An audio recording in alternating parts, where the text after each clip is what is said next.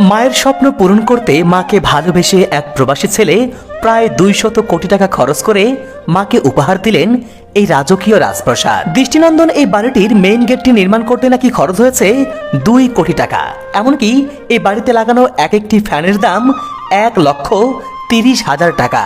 এই ফ্যানগুলো নিয়ে আসা হয়েছে আপনার মালয়েশিয়া থেকে। মালয়েশিয়া থেকে এই ফ্যানগুলো প্রায় এক একটা ফ্যান প্রায় হচ্ছে আপনার 1,30,000 টাকার উপরে। এটা হচ্ছে এক প্রবাসী ভাই, তার মা ভালোবাসে এই বাড়িটা বানাছে। এই বাড়িটা বানাতে মোটামুটি 150 থেকে 200 কোটি টাকা খরচ আছে।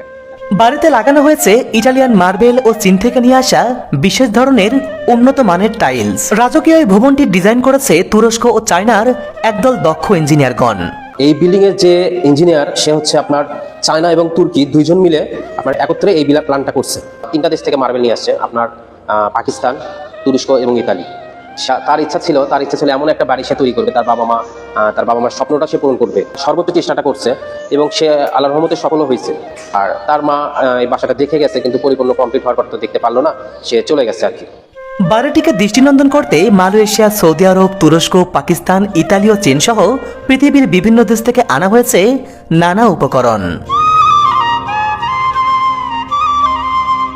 ভবনটির একদম উপরের ছাদে তৈরি করা হয়েছে একটি হেলিপ্যাড, যেখানে অনায়াসেই একটি হেলিকপ্টার নামতে পারবে। এবং বাড়ির সামনের অংশে লাগানো হয়েছে সৌদি আরব থেকে নিয়ে আসা বিশেষ ধরনের খেজুর গাছ থেকে শুরু করে নানা প্রজাতির ফল ও ফুলের গাছ। প্রবাসী ছেলেটি তার মায়ের স্বপ্ন পূরণ করতে কোনো কিছুই যেন কমতি রাখেনি।